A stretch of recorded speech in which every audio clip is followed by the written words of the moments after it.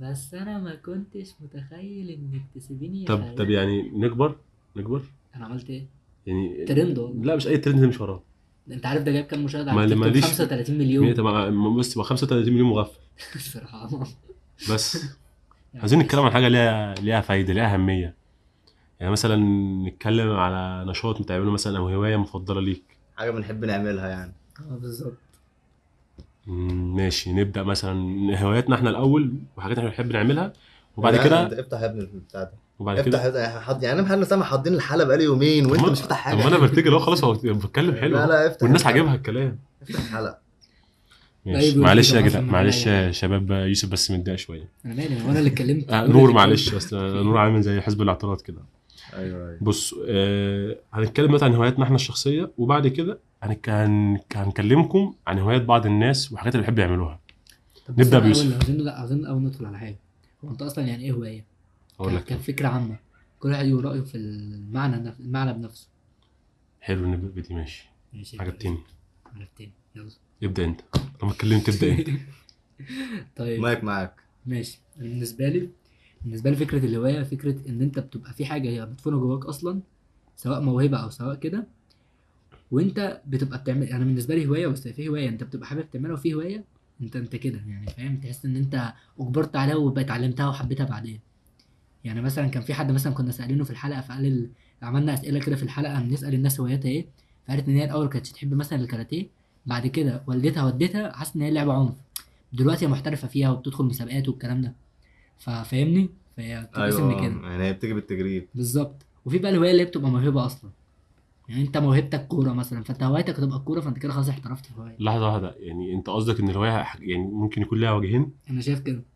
ممكن وجه متعلم يعني مكتسب، ووجه ان انت بتبقى ايه، هو فيك انت بنفسك. لا انا شايف ان الهوايه يعني حاجه انت بتلاقي نفسك بتحب تعملها في وقت فراغك. هي حاجه انت بتشغل بيها وقت فراغك، وحاجه يعني تحس انك ايه بتكسر بيها المألوف اللي انت بتاعك. ماشي، ما هو انا بقول حاجه كده مش ان انت مجبره بتحبها عليك. بتحبها. ماشي، ما انت قلت مثلا في لا حاجات تانية. اقصد الاول ممكن تبقى هوايه مكتسبه من الاجبار مثلا، في حاجه كده فاهم. ما هو طبيعي الواحد هيكتسب الهوايه، مثلا انا مش مولود مثلا مش بحب الشطرنج طب مثلا. هقول لك على حاجه، اقول لك لا، لا مش قصدي. بتجبر انك تتعلمها، في حاجه انت بتعملها من حب بدافع ليك، وفي حاجه بتبقى تخليك ايه، بتجبرك. يعني انا زي ما قلت لك في واحده زميلتنا سالناها فقالت لنا حاجه زي كده. بص بس. بص يعني انت لو جيت على هوايه جامل هوا. مم. فالهوايه هي تهذيب للنفس بشكل عام. يعني انت الهوايه دي بتعملها يعني هي حاجه تتنفس بيها عن الضغط اللي عليك. يعني هي وحاجه اه. حلوه او حاجه حلوه حاجه ايجابيه. حاجه ايجابيه دي ايوه اهم حاجه دي. اه فاهم. فانت حتى لو جيت على المقول المشهور اللي هو العقل الفارغ ورشة عمل الشيطان. انت لو مش لو قولوا فاضي. بالراحه بس، قولوا بالراحه. نفس. يا عم انا فهمني يا عم العقل عادي. الفارغ ورشه فهمت. عمل الشيطان. هو مثلا فهمته. انجليزي العقل او مقولة الفارغ. انجليزي يعني. حلوه جدا. اه فاهم. فعموما الهواية دي بسبب ان النفس محتاجة حاجة تنفس عن الضغط والمشاغل. في الهواية دي هي الطريقة الوحيدة الحلال اللي بتخرج بيها عن الطريقة دي. يعني ممكن ناس يعني انت لو سألت واحد بيشرب مخدرات يعني بيتفرج ايه على كده يعني هوايتك؟ اه فاهم. بشرب كده سجاير. ليه؟ هو كده. مدمن كحولات فاهم. يعني الموضوع يعني هو بيفرغ عن نفسه. يعني وقت متضايق او توتر تلاقيه بيشرب سجاير وبيحرق وقت بيشتغل وقت يعمل اي حاجة. يعني حتى على أهمية الهواية دي كمان يعني في أيسلندا سنة امم. 98 كان نسبة المراهقين. خلي بالك على المراهقين اللي هم من 13 ل 21 هم لسه يا دوبك. اه. يعني 42% لسه منهم. طالعين من البيضه اه حرفيا. 42% منهم مدمنين كحول. عشان مش لاقيين هوايه. و24% مدمنين مخدرات. يعني مش علشان مش مخدرات. شاغل نفسه بحاجه ولا بهوايه مخدرات ولا حاجه بيحب وسجاير. يعملها. فالحكومة لما خدت بقى من كده عملت برنامج اسمه اكتشف ذاتك. منها مبادرات وحاجات كده من أهمها الهوايات. نتيجة لكده بعد كام سنة نسبة مدمنين الكحول قلوا من كانوا كام؟ من 42% ل 5%. حلو. 42% ل 5%. والمدخنين من 24% ل 3% بس. لمجرد بس ان هم اكتشفوا هم يعني بيحبوا يعملوا عرفوا هو ايه. بيعمل ايه وبيحبوا الحاجه اللي بيعملوها. او اه. يعني هو حتى ما حدش اجبره من حاجه، هم حتى شوف هي يعني مش كده حته اجبار هي لا، الهوايه بتيجي او بالتدريب. خلى حد يعلمه حاجه، هو مثلا يعني اكتشف نفسه، شاف الحاجه اللي بيحب يعملها او بيعرف يعملها. هم خلوهم يجربوا حاجات يعني تانية. حتى لما كنت قبل الحلقه بكلم ناس عشان يشوفوا مثلا يقولوا لنا كده حاجات عشان نبقى نتكلم عنها. هم في ناس تقول لي انا ما اعرفش، ناس مفيش. مش مكتشفه نفسها لا اصلا. بقول قلت له ما فيش حد بيتولد ساده، ما فيش حد بيتولد ما يعرفش يعمل اي حاجه. في كريزه كده عليك. لا بالظبط هي الهوايه بتيجي بالتجريب. انت لازم تجرب لازم تعرف انت بتعمل ايه. مم. يعني فاهم يعني مش بتيجي كده. ما تقولش انت يعني في هوايات مثلا حركيه وهوايات ذهنيه. فانت ما تجربش مثلا مبارزه او كاراتيه وحاجات كده وتلاقي نفسك مش تافه بتقول خلاص انا ماليش هوايه. في حاجات تانية مجالات تانية كتير. مثلا فيها رياضات تانية مختلفة، في رياضات يعني مثلا اللي هو نقول لك واحد صاحبي اصلا هوايته عارف ايه هي؟ يفضل قاعد يفكر، اللي هو ما عملش حاجه يفكر بس. مجهود دي كده ذهني هواية؟ بس. دي هوايه ويفضل قاعد بس كده لا، انا في متامل حاجه كده، في حاجه فاهم؟ انت قلتوها انا لسه اول مره اخد بالي منها، واول مره تكذبوا انتباهي ليها، ان فعلا في هوايات سلبيه. يعني فكره اللي انت قلنا مثلا شرب المخدرات، شرب مثلا لعب القمار مثلا، دي بالظبط هوايه طلعت هوايه سلبيه، صح؟ مثلا. يعني دي حاجه انا نفسي اتعلمتها لسه دلوقتي، صح؟ يا بذاكر كان القمار حاجة إيجابية. انت مش قصدي، آه. لا اقصد انا كفكره. ما اعرفش عايش ازاي. اقصد كفكره ان هي هوايه عموما، فاهم؟ بالظبط. طب سأله ده طيب، يعني القرايه هوايه ولا عاده؟ هوايه ولا عاده؟ هي الاول بتبقى هوايه بتتحول كعاده بعد كده. يعني ممكن اول تبقى هوايه لكن مع مرور الوقت تتحول عاده معاك. بص، هو الفرق اصلا بشكل عام من العاده، هي حاجه انت بتعملها بس مش قادر تبطلها. لا متعود هي حاجه عليها. اوتوماتيكيه انت ايوه مش اتاقلمت قادر عليها. تبطلها. يعني التلقائيه مثلا اول مثلا ما تفتح باب مثلا باب الشقه مش قادر المفتاح حتى متعود على كده متعلقه. صح. لكن ده هوايه، بتلقائيه. وقت فراغك، حاجه انت فاضي فعايز تعمل حاجه بسبب الشغل اللي وراك. يعني انت مثلا ممكن بسبب الهوايه بتاعتك دي مثلا تقعد تقرا مثلا كل يوم نص ساعه مثلا بعد العشاء، تمام؟ فانت مثلا بتلقائيه هتيجي في يوم مثلا انت هتلاقي نفسك بتقرا تلقائي، اتحولت لعاده. مش تفكر بقى طب هقعد اقرا ولا لا، طب اخلي بكره ولا لا. هي بقت تلقائي عندك لان العاده يعتبر عن سلوك اوتوماتيك بيتكون كده في دماغك طب تلقائي. هسألكوا سؤال، الشغل شايفينه هوايه ولا عاده؟ هو الشغل ده هوايه؟ اوقات. انت شايف يعني اوقات. فاكر اللي هو ينفع نخلي الهوايه شغل؟ صراحه انا مش شايف كده. لا يعني مثلا انت الهوايه بتعملها عشان تخلص من ضغط الشغل، ضغط الحياه اللي وراك. طب لو هي بقت شغل، طب هتخلص طب بص، تخلص انا من اقول لك الضغط اطبقها ازاي؟ اطبقها على حاجه عندي مثلا. يعني انا مثلا، انت عارف انا هوايتي المونتاج، في ايوه نفس الوقت انا شغال بيه، فاهمني؟ بس ف... مش شغلك الاساسي، مش لا، شغلك اللي شغلي انت الاساسي. يعني انا انت حاليا ما يعني انت اشتغلتش بتصحى كل يوم تشتغل في مونتاج لا، بس؟ مش كل يوم بصراحه. بس دي كده الشغل. مستقر. الشغل بقى اللي هو اللي بجد انك باشا، تصحى ما مش كل يوم، ما تشتغل كل كل يومين يوم مثلا، كل باجر يومين. ثابت على حاجه دي. ما كل يومين باجر ست. خلاص انت لو انت شايف فاهمني؟ ان لا، دي انا بقول هوايه. لك انا وجهه يعني على نظري. حسب عادي يعني ما بص كده. انت شغلك مثلا انك بتعمل مثلا بتعمل فيديوهات مثلا مونتاج لاكاديميه مثلا دراسيه، تمام؟ لكن الهوايه بقى في انك مثلا تعمل فيديوهات مثلا زي اللي كنت بتعملها اول عن اسبانيا وايطاليا والكلام ده كله، ده كده الهوايه بتاعتك مم. انك تعمل الفيديوهات دي. لكن الشغل بتاعك ده حاجه ثانيه. صح. بعد ترند الفيديو ده ما تتكلمش تاني. كمل يا نور يلا. اه، عاد من الهوايه فعلا بنعملها واحنا بنحبها. بس ساعات في ناس يعني من كتر السوشيال ميديا والتيك توك والترندات اللي بتطلع، تبقى مثلا الناس بتعمل هوايه عشان يبقوا زي حد معين او حدث معين زي معرض الكتاب مثلا. اللي هو يشتري كتب ويقرا بالعافيه، هو اصلا ما بيحبش القرايه مم. بس فاهم عايز يمشي مع التيار. هو ده فهي الشغل. بدل ما حاجه فعلا بيحبها هي بقت ضغط عليه، يعني مع رأي كل الكتب دي ولازم اخلصها مش عارف ايه. بص هي مش شرط، يعني ممكن مثلا واحد ما بيحبش القرايه بس هو مثلا طبيعه شغله لازم تجبره ان هو يقرا.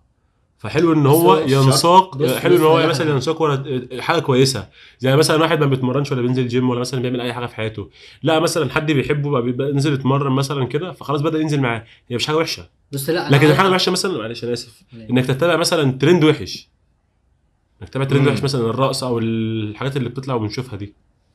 لا، انا بص، انا فهمت قصد نور. يعني مثلا قصد نور في مصر مثلا، تقريبا دلوقتي كله بيلعب كوره، او كله على الاقل عدى على الكوره، تمام؟ فهو الموضوع يتحول لان انت ممكن مثلا تبقى بتلعب كوره وانت اصلا جسمك مش رياضي، وحرفيا يعني انت فاهم. بتفكرني في اه حد كده. بالظبط. بالظبط. تنزل مثلا الملعب مع العيال، انت بتبقى متضايق انك مش عارف تلعب، بس انت مجبر انك تلعب، لان انت ما ينفعش لما بتلعبش انت كده ايه، انت لا كده انت مش خارج عن العادي. لا عايش انت اه. مش انت خارج مجبر، عن لا انت مش العادي. مجبر، يعني انت ده اللي هيجبرك مثلا ان اصحابك رايحين حاجزين انت بس اللي جابك تروح معاهم. هي ما انت بقت عايز تبقى لا مع اصحابك. هي هوايه بقت ماشي لا اجبار. خلاص، ما انا ماشي خلاص لو احنا انا. عادي يعني الناس بارده يعني فاهم. بس برضه لنا نقطه تانية، المحاكاه، انك تقلد حد بشكل اعمى زي بيل جيتس. في الشهر بيخلص 60 كتاب. 30 كل يوم كتاب. 30 امال اللي كل كان يوم بيخلص 60؟ محدش كان في حد ما بيخلص فيش حد 60؟ هيخلص 60. ده لو لا قاعد شغال، ده لو قاعد بيقرا بس مش هيخلصه. على فكره عارف.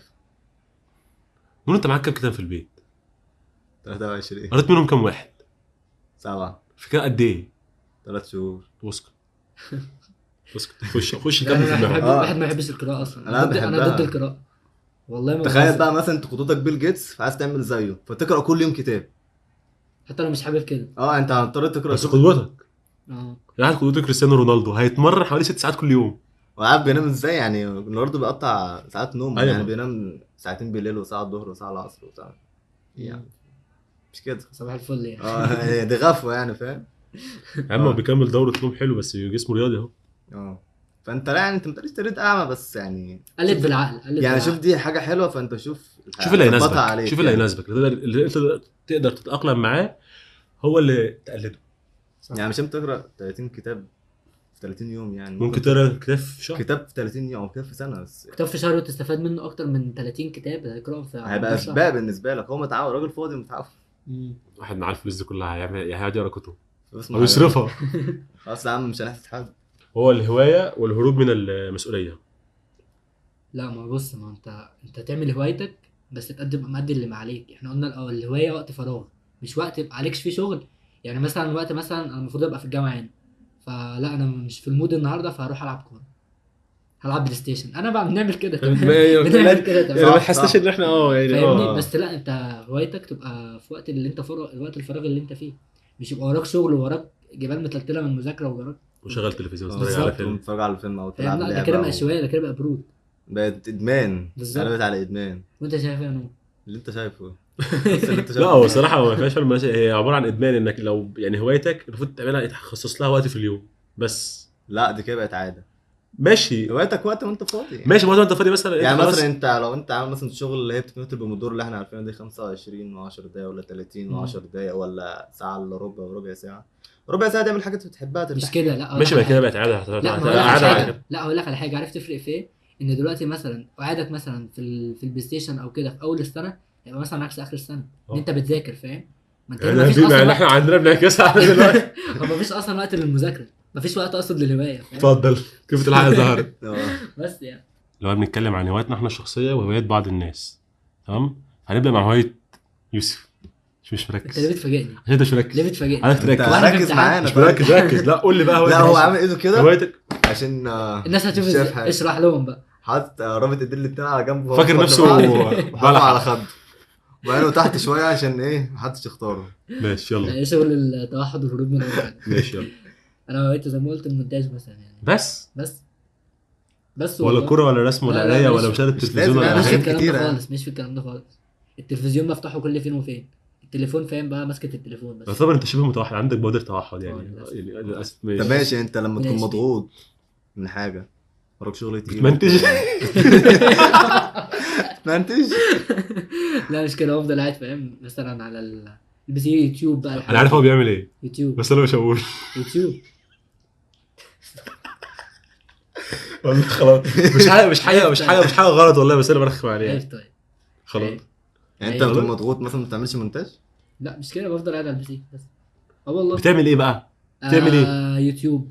مثلا حوارات المونتاج بس برضو؟ والله. بس هو والله. بيتعلم على ماشي. المونتاج. بس بجد يعني خلاص في سيبك إيه عشان لا عنده لا. يعني عنده واحد. خلينا بقى قول لي بقى. انت جاي على واحد عنده مهارات كتير. يلا ابهرني يا نور. والله في يعني كذا هوايه يعني بحب قول اعملها. لي، ما انا هقول كتير بص برضه. لك على قول لي. حاجه، نور مصور فيديو اديتور، فيديوجرافر، بيترجم مش خدت فرصتك متوحد؟ مش قصدي معلش مش لو قصدي سمحت مش عارف. انا راجل بشكر فيا طيب يعني. بس بمدح في ماشي الراجل، عرفت. بيعمل كمل بودكاست طيب. بودكاستر. نور تنين. تتفرج بقى ما اصفر ايه يا عم، احنا ماستر في الراجل دماغك. كمل بقى. كمل بس قول يا يلا. عم الدحيح. اتكلم طيب. ماشي يا عم. يعني انا خلي خلصت كل الكلام حاجه يجي. تقريبا انت قلتها صح؟ خلي الكلام يجي خلي يعني. الكلام يجي عادي بعد يعني سنة مثلا أو قبل سنة. ماشي يعني مثلا انا اول حاجه بحب اتمشى. وقت اني اتمشى بحب اتمشى كتير قوي.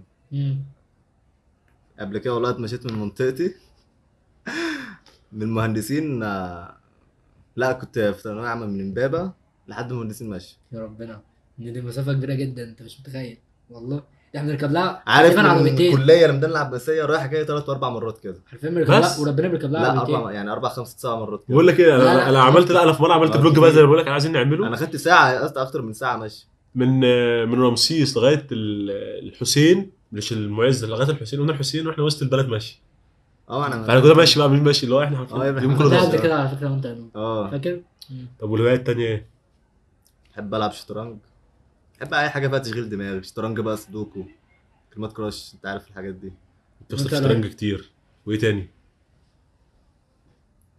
بحب خلاص. التصوير اللاندسكيب قوي يعني، وانا ماشي كده بشوف كادر كده معين ده لازم يتصور، لازم الناس تشوفه. طب بالنسبه للقرايه يا عم، انت عرفنا انك قارئ كبير، عندك 23 كتاب وقريت منهم 7. ما انت يعني قريت منهم 7 في 3 شهور. متواضع. اه طب ايه اخر كتاب قريته؟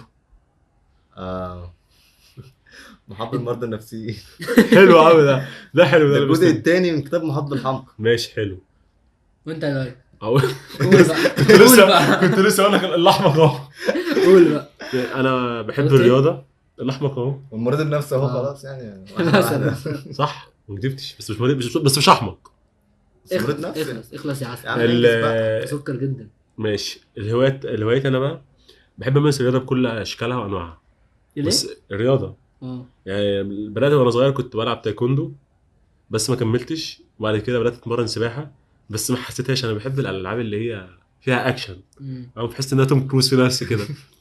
بعد كده بدات في الجيم من اول اولى ثانوي لغايه بقى دلوقتي الحمد لله انت مكمل كنت فيه. وزير الشباب والرياضه ولا انت ايه فيه؟ وبعد كده بدات العب ملاكمه.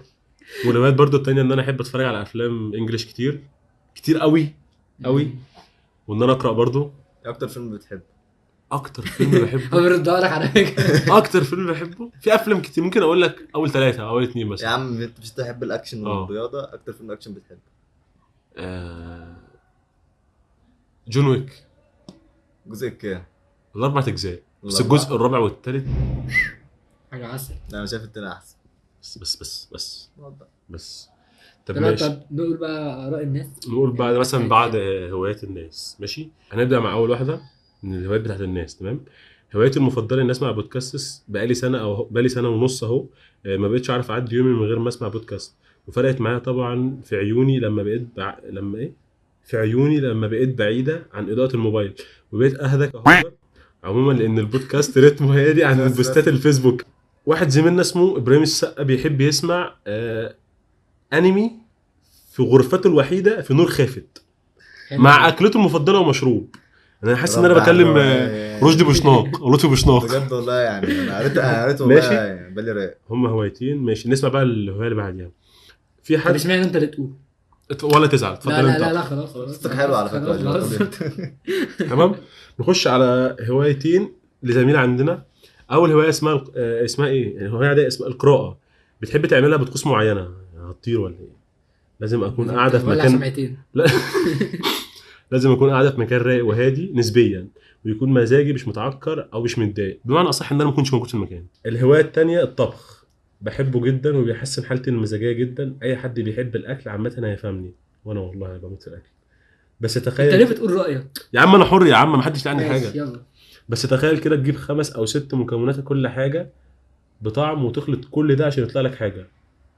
ماشي اعمل ستاند اب كوميديان. ايه شغل البودكاست؟ لا ايه شغل خلطبيته بالصلصه؟ هتقول لك 5 انت عسل مكونات. جدا. ماشي يعني ماشي. بتخرج طاقتها وغضبها على الاكل. انا بس نفسي بعمل انا ممكن في الاكل مش ان انا ما انا اطبخ. بعمل كده وانا لو برضه. هطبخ هبوظ الدنيا. انا على فكره ساعات بتزهق ممكن اكل. طب ماشي نقول مين تاني؟ كفايه كده كفايه. بس كفايه كفاية. كفايه. نقول ماشي لهم يا الحلقه شباب. الجايه ان شاء الله. الحلقه اللي جايه بقى هنبقى نكمل لكم يعني ما يعني تشغلوناش على دماغنا. فكره استنى، عايزين نقول حاجه في مفاجاه الحلقه الجايه. والله مفاجاه حلوه جدا. قلنا سربريز. بجد هتتبسطوا بيها. عايزين حاجه؟ جس كده؟